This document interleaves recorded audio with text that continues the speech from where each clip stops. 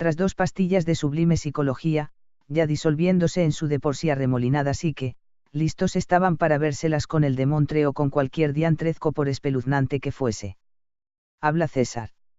No cabe duda, nuestras percepciones se han extralimitado. Se debe al cúmulo de historia atesorada aquí. Leobardo, seguro de no hallar nada en la vasija, en un acto inconsciente de reminiscencia infantil, metió la mano y sintió un apretón de manos de un aire apresado. Con su característico humor aún en situaciones apremiantes, hacía contorsiones cual mago del misterio pronto a aparecer un conejo de 3 orejas, ya daban por sentado que no palparía nada.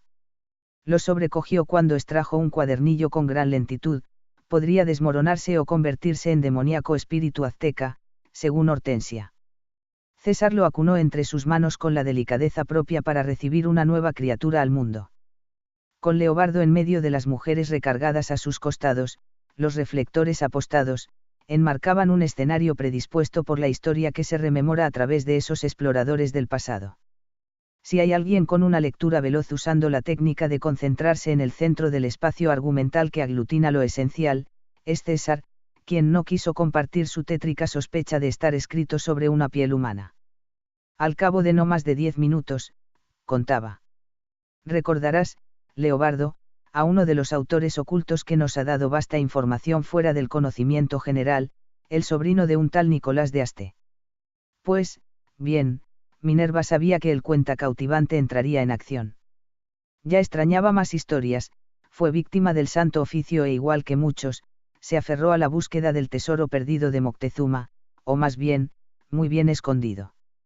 Un librito tan coincidentemente hallado dentro de una horma, creía Hortensia que el demontrito nos guía, hacia incierto rumbo y ellas debían irse preparando con la narración de César. O bien, era él, con o sin complicidad de Leobardo, quien los encaminara rumbo a impredecible destino.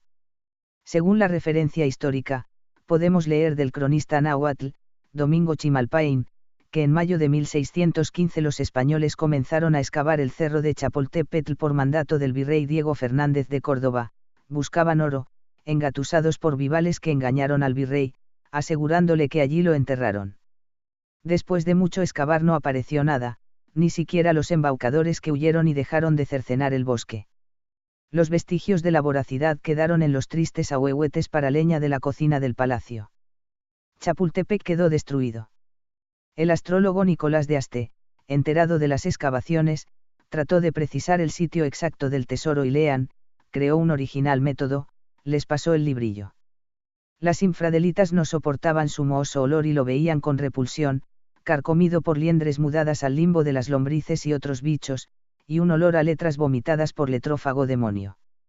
Empapeló 4 figuras basándose en el día, hora, mes y año en que se doblegó la otrora gran Tenochtitlán a Cortés, el año de la creación de las figuras, la fecha de su propio nacimiento y el día y hora cuando tuvo el deseo de hallar el tesoro.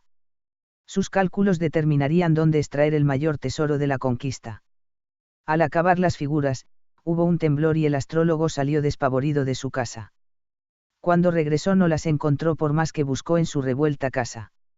Habla Hortensia. No me digas que Tlaloc se las agenció. La bromilla se le ahogó en la tráquea al ver a Leobardo. De vez en cuando circundaba el ensombrecido andurrial por si hallaba más, y entre sus grandes manos mostró amorfas figuras solidificadas por los resabios del tiempo. Se impresionaron las infranautas, hasta que Minerva dijo. No pueden haber sobrevivido.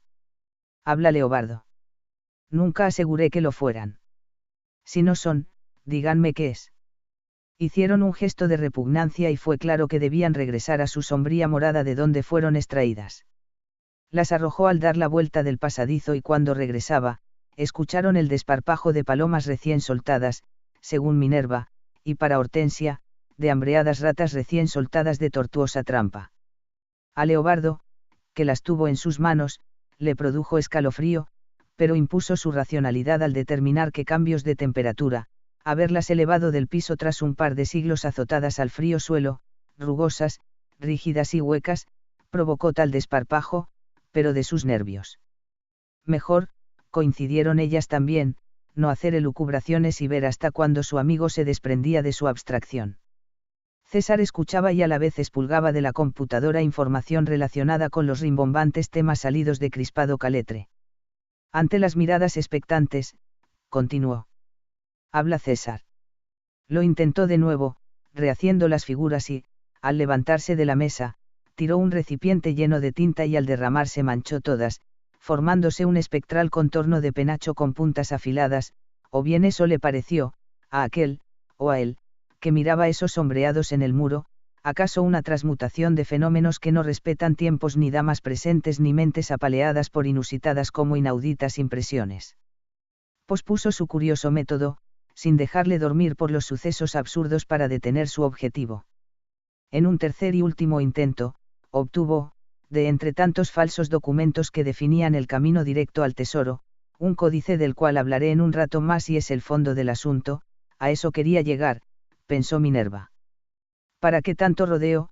A menos que fuese un preludio distractor, no sabía que pronto se revelaría uno de los mayores descubrimientos históricos. Fue más confiable fuera de su astrología exótica y supo que el tesoro rutilaba debajo de la tierra y encima agua. Un día, confió su secreto a su amigo y mecenas, Alonso Martín, y al siguiente, en su casa, solo, le asestaron un golpe inesperado. Al voltear, no vio a nadie y, asustado, salió del aposento.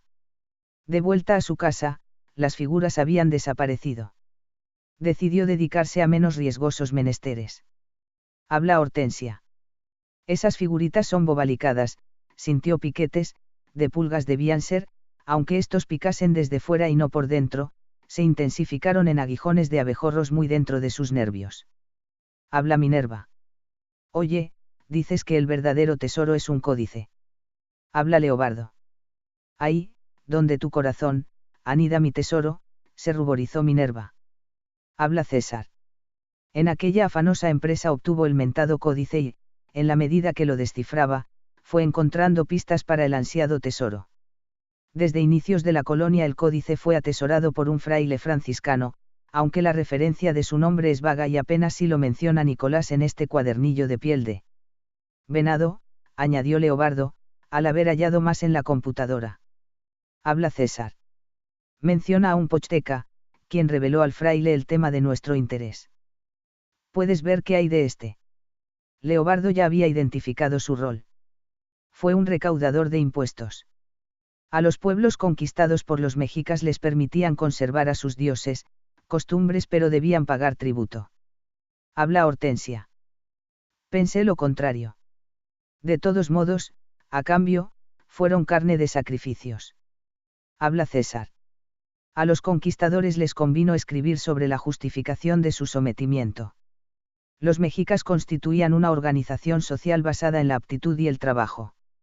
Aunque reconozco que tan volcados a la religión como sus conquistadores, la interpretación de sus dioses, o más bien, la saciedad de ellos, fue paliarlos con sangre, mientras el dios conquistador solo requería de buenos actos y creencias y demasiados diezmos.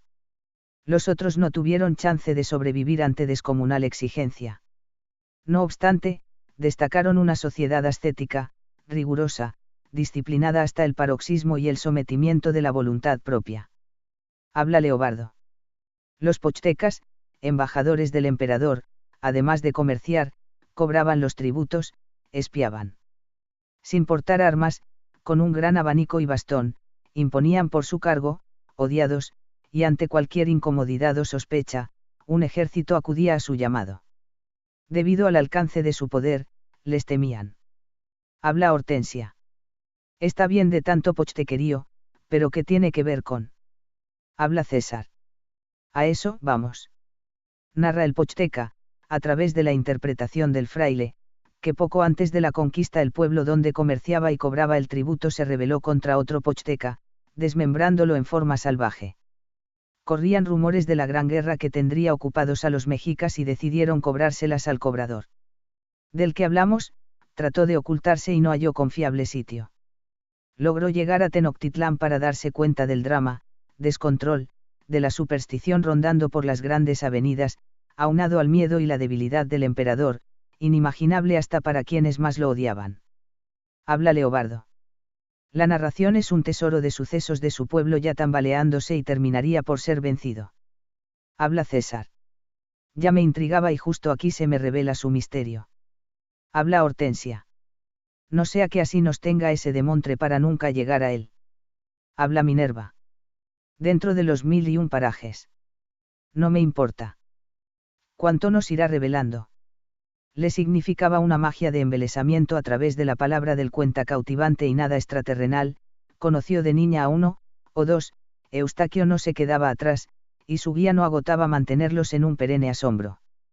¿Acaso el mundo se plagará de grandilocuentes cuentacautivadores y solo una escuchante, ella, y nadie más? Habla César. Nicolás de Aste copió gran parte del códice en busca de datos para el tesoro, sin saber que hoy en día la información histórica vale más que el oro. Habla Leobardo. Cuando los alquimistas del futuro logren crearlo, dejará de valer, mas no la información de un pasado explicando el futuro. Aquí dice que regresó el códice a la orden religiosa de los franciscanos. Habla César. Hay algo más extraordinario. El astrólogo narra con harta gracia que el Pochteca brindó detalles de cómo al emperador Moctezuma lo apesadumbraron y atosigaron sus astrólogos, los llamados hombres búho. Extendió el brazo hasta la punta del adánico índice y Leobardo se echó un informático clavado y emergió con la mano en el pescuezo de nigromantes personajes. Habla Leobardo. Son los magos, hechiceros, nahuales y los chamanes que sobrevivieron a sus emperadores. Han perdurado, a pesar del clero pretendiendo eliminarlos. Justicia divina, pues los mexicas respetaron los panteones y chamanes de los pueblos conquistados, como dijo César. Si les quitamos el halo de superchería, serían los dotados de poderes extrasensoriales. Habla César. Moctezuma deseaba saber de sus hombres búho el mejor camino para huir y no enfrentar a los dioses que venían a destronarlo.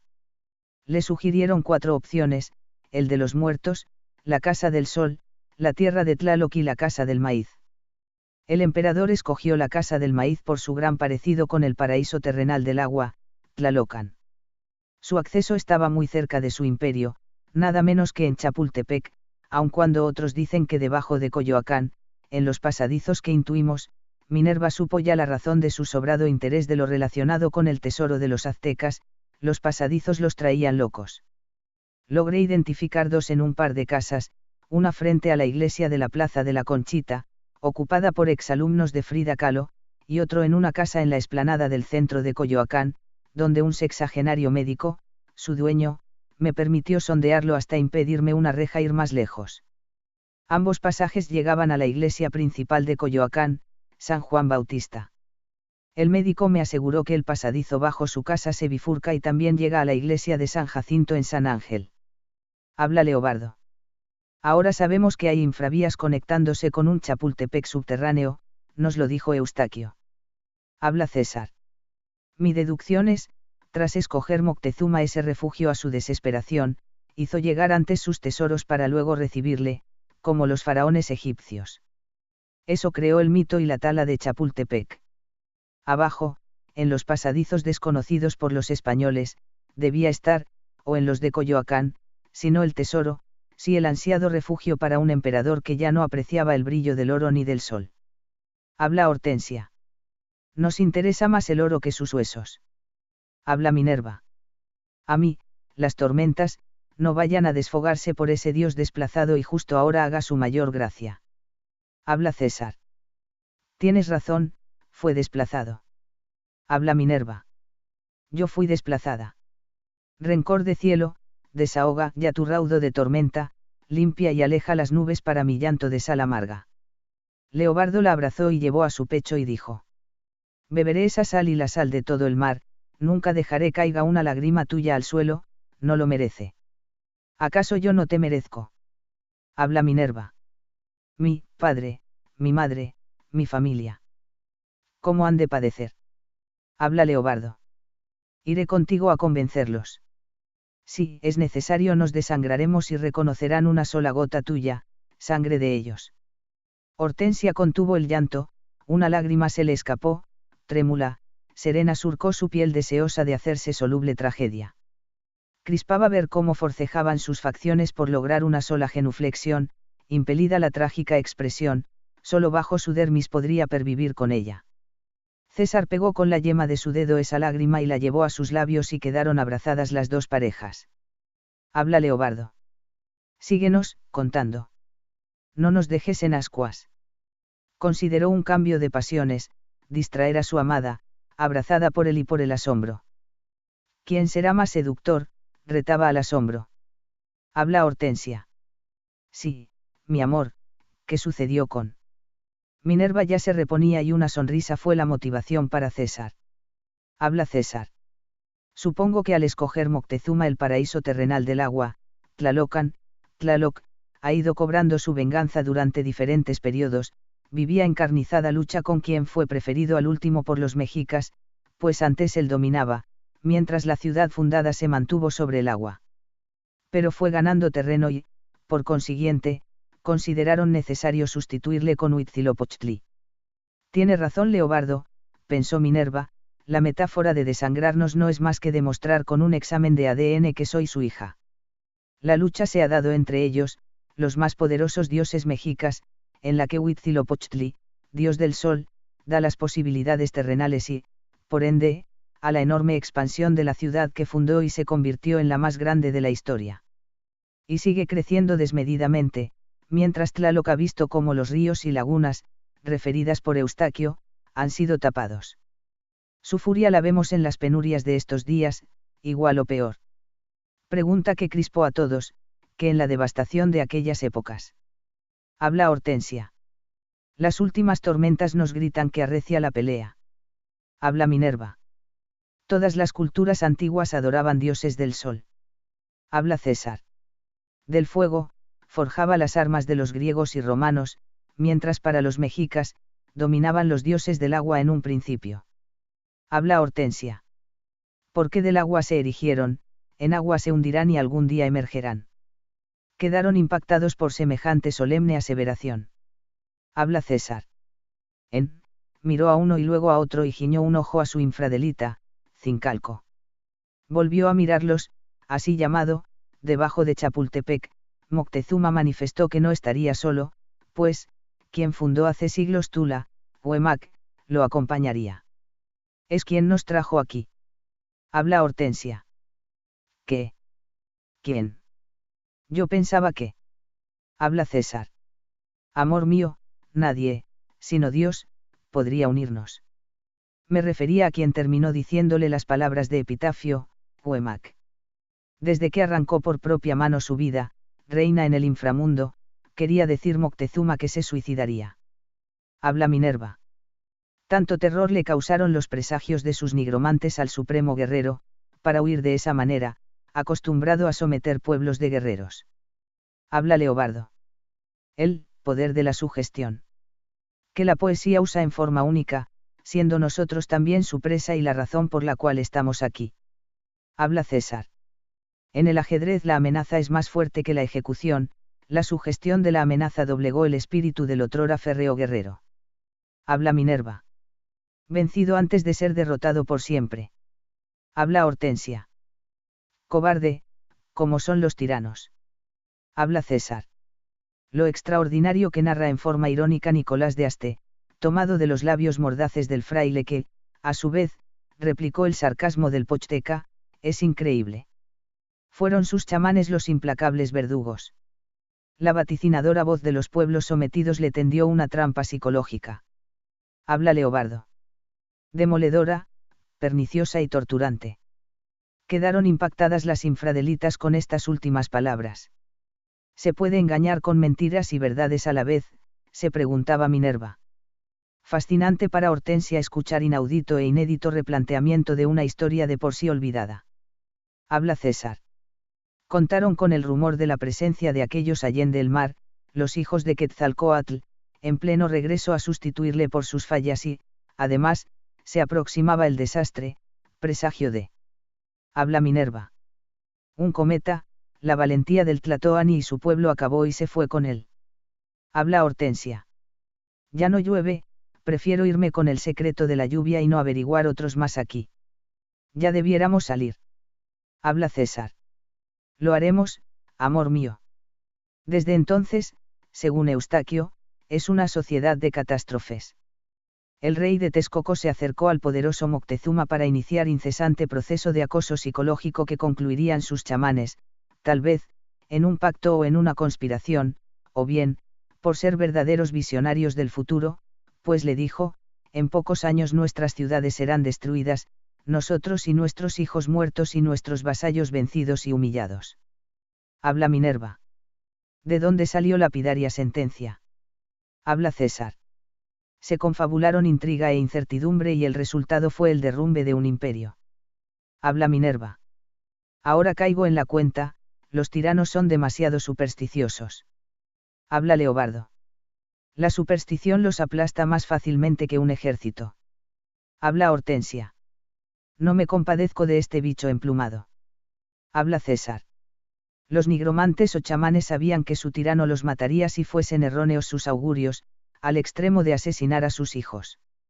Aún así, coincidieron en confirmar el presagio del rey de Texcoco. La tragedia del poderoso emperador empezaba si el mismo Huemac, según el Pochteca, lo ridiculizó a la entrada del inframundo, al regresarle frustrados a sus chamanes con todo el peso de su magia que les fue inútil.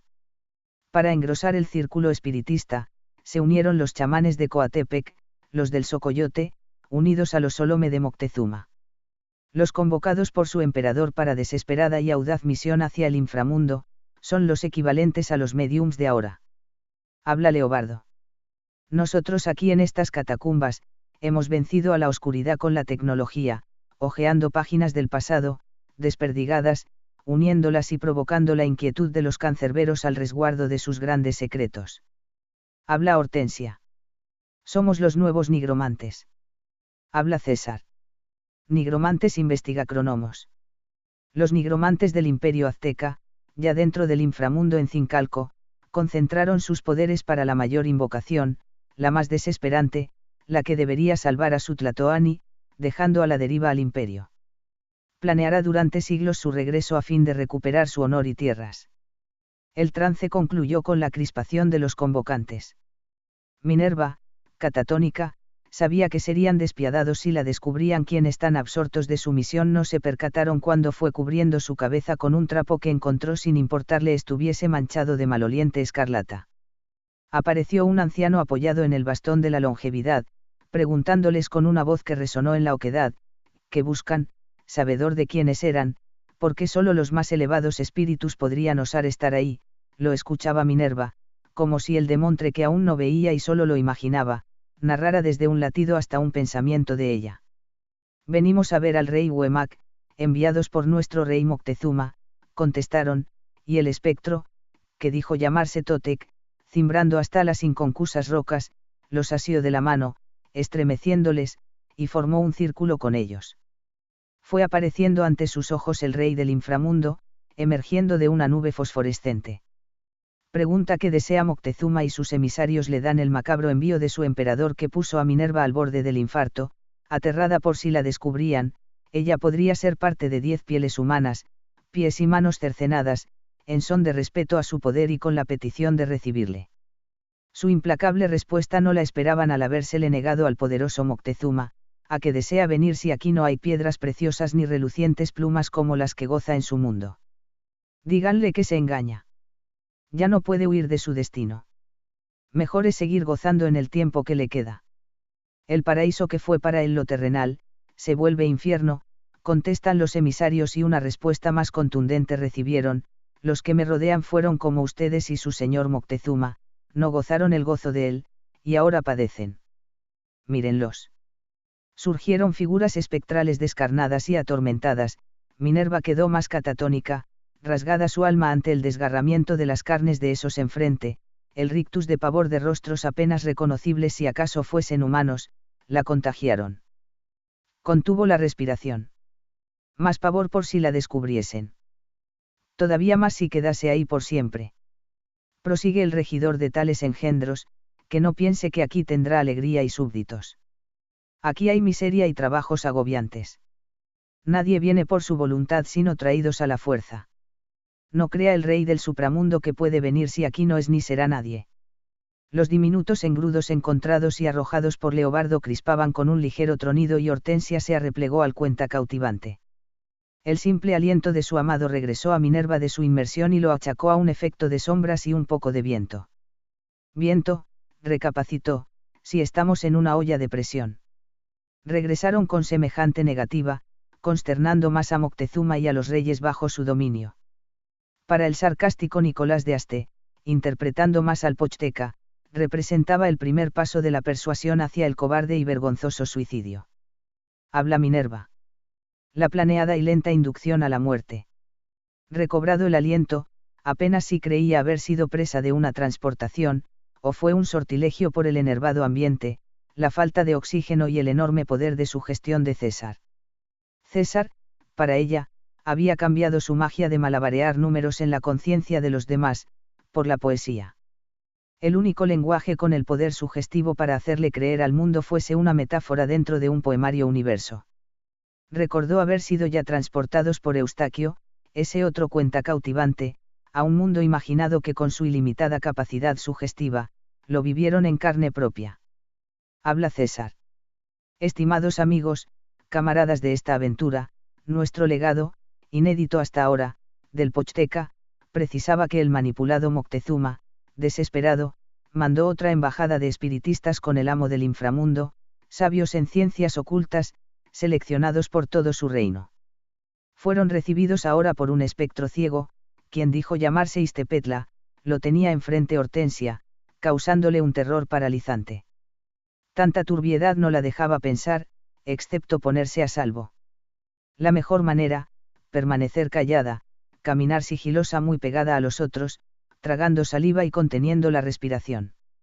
Desnuda de prendas íntimas, nada más con una falda larga y un camisón holgado, rozaba su erizada piel.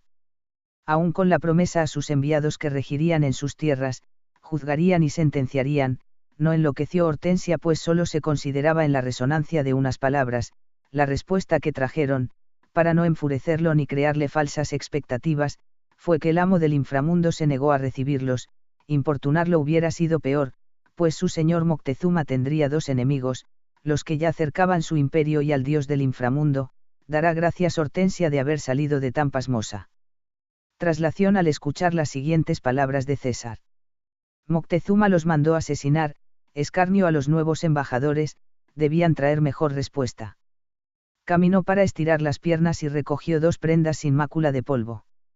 La palpitación de un sanguíneo síncope se agolpó en su impoluto y nacarado rostro, creándole chapas redondeadas por jocoso demonio.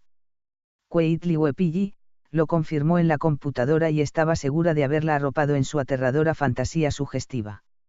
O experimenté una traslación. Como César dijo que solo los versos pueden transmutar sentidos, pero transportación a otros tiempos. Recordó también de su amado, los mexicas creían en un tiempo que anula a los demás, entonces, vivimos una confluencia de épocas.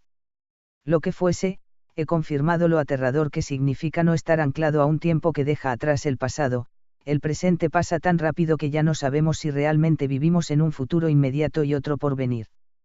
Llegaron al Cerro de la Langosta, Chapultepec, y los recibió ahora a Cualcóa, espectro más cordial, la personificación de un auténtico anfitrión, según el Pochteca que lo describe amable, sonriente, sabedor de la supremacía de su Tlatoani y ahora cae en sus dominios. Leobardo deseaba tocarlo. Se contuvo. Espeluznante, tocar a pavoroso dios de la muerte, Mictlantecutli, hubiera sujetado esa atrevida mano para llevárselo. Dio a entender que intuye a qué venían, reconociendo la perseverancia de su rey y su osada misión.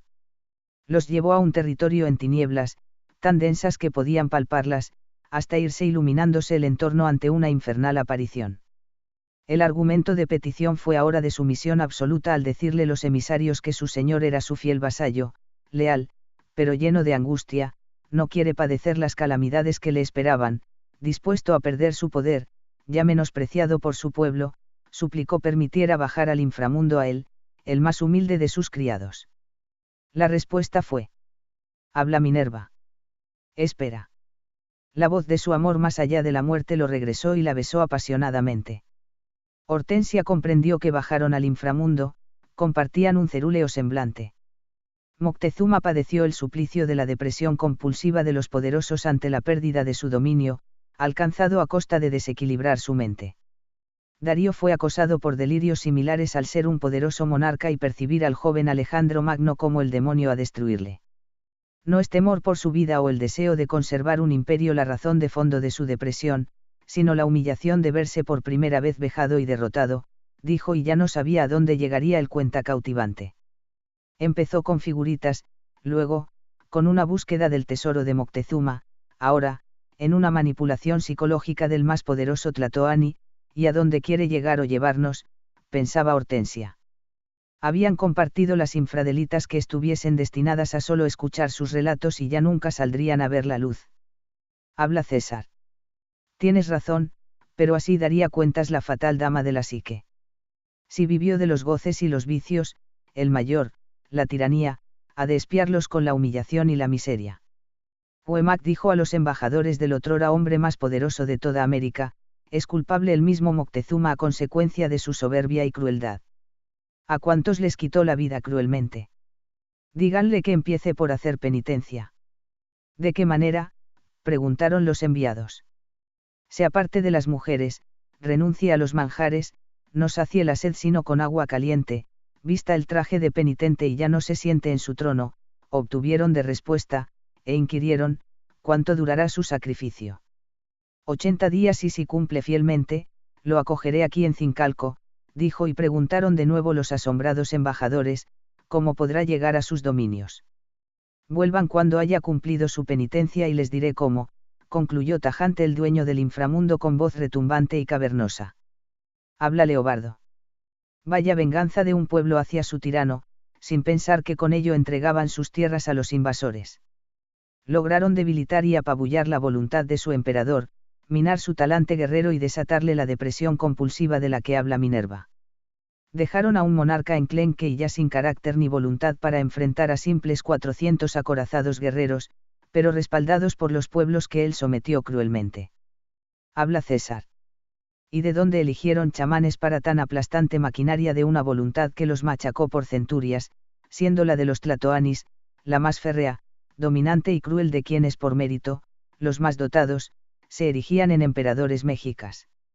Los españoles detectaron un determinante elemento psicológico que aplicaron en México y Perú, previeron una sociedad sometida a la voluntad de su tlatoani, sin voluntad propia y al ser secuestrado, destruyeron su otrora bravura y arrestos que, para cuando reaccionaron, fue demasiado tarde. Habla Leobardo. ¿Qué mito hemos derrumbado con otro que hasta llegada la psicología se puede entender? Habla Minerva. Me imagino que aquel, acostumbrado a vivir de la opulencia, no soportaría semejante penitencia, ya no podría sentarse en su trono y sus chamanes correrían la noticia de sus humillantes sacrificios, apenas soportables para el hombre más poderoso de toda América. Habla Hortensia. La muerte. Es mejor. Habla Minerva. Largarse del mundo sin la vejación impuesta por el rey del inframundo. Habla César. Y no por el nuevo rey guerrero que arrebataría su trono para clavar en su lugar una enorme cruz y el emblema de la corona de quien se convertiría con esta conquista en el emperador más grande del mundo. Minerva notó que el cuenta cautivante hablaba no como si lo hubiera leído sino vivido. Fue así con Eustaquio, al que deseaban siguiera con ellos. Su asombro no cabría en todo el serpenteo de las cavernas. Habla Minerva. Una reina, una mujer, Isabel la Católica, inició la gran aventura histórica del encuentro de dos culturas diametrales. Algo inimaginable para un emperador azteca. Habla Hortensia. Acostumbrado a sacrificar mujeres para el apetito voraz de sus inútiles dioses. Habla César. Esos últimos chamanes no fueron asesinados gracias a su mensaje más alentador para su tlatoani, de la que me salvé, pensó Leobardo, pero sin mi Minerva, la muerte. Si la muerte es un paso no pedido, ¿por qué no brincar, simplemente, de una vida a otra? Al darle una alternativa de salida que, aún imposible de ejecutar, era una esperanza y Moctezuma reconoció el mérito de quienes trajeron algo menos malo ante la presagiadora negrura en su derredor. Habla Leobardo. Ya los chasquidos de los caballos se oían en sus dominios y no sabía qué clase de monstruos se acercaban. Oyeron un trajinar lejano, proveniente del techo que los separaba de los rediles de la realidad del mundo arriba, luego, golpeteos fugaces y, de nuevo, un silencio. Habla Minerva. En un sentido más romántico, creo que al negársele a Moctezuma el acceso al inframundo y al no tener más opción, entró por la puerta forzada, se suicidó, lo expresó con una misteriosa sensación, ella había esbozado la intención de quitarse la vida. Congratulada, cuando lo recordaba, de no haberlo hecho, se privaría de la aventura más asombrosa en una época de obsesiones mundanas. Habla César. Así llegó a los dominios de Huemac, donde ha estado planeando por siglos su derrocamiento y, cuando lo logre, ya siendo rey del inframundo, vendrá a recuperar su imperio de nuevo y será rey tanto del inframundo como del mundillo nuestro. Habla Leobardo. Hemos, entonces, desmitificado dos versiones, la falsa versión de la muerte de Moctezuma a causa de una pedrada y la de don Luis González que dijo fue asesinado. Conclusión nuestra, más bien, de Minerva. Habla Minerva. Nuestra. Se quitó él mismo la vida y por una opresión perversa y psicológica. Habla Leobardo. Me fascina tu conjetura de su retorno, tal vez ya haya vencido al dios acuoso del inframundo y esté por regresar a recuperar sus dominios de antaño. Habla César. El chamán develó una realidad alterna al legado de la historia. Lo considero uno de esos precientíficos. Habla Leobardo. Vaya término. Lo eran sin saberlo como los alquimistas. Habla César. No sabían que con sus experimentos con la alquimia y otras artes ocultas iban definiendo el rostro de la modernidad, su fisonomía intelectiva, su tez reflexiva, los surcos de la sabiduría en la frente. Me refiero a las ciencias que son las facciones del rostro de la razón. Sin saberlo, fueron sus precursores que, como nosotros, sentimos nuestro siglo en las sienes. Habla Leobardo. ¿Qué manera de alegorizar? ¿Quién pudiera presumir esa cara? Habla Minerva. Nada menos que tú, amor mío. También tú, miró a César, no pongas cara de celoso. Habla Hortensia. Sin duda. Si sobrevivimos al demontrito, el mundillo nos quedará pequeño y la sorpresa que se van a llevar, y no me refiero de nuestras caras, se colgó a su cuello y le besó la frente. Ruborizado, mejor era continuar. Por supuesto que le sobreviviremos, como los chamanes sobrevivieron a sus emperadores y a la persecución del clero. Habla Hortensia. A nosotros, ¿quién nos persigue? Fantasmillas. Habla Leobardo. Una obsesión. Habla Minerva. Una vez satisfecha, ¿qué? Habla Hortensia. Pues el amor. Oh. El tesoro.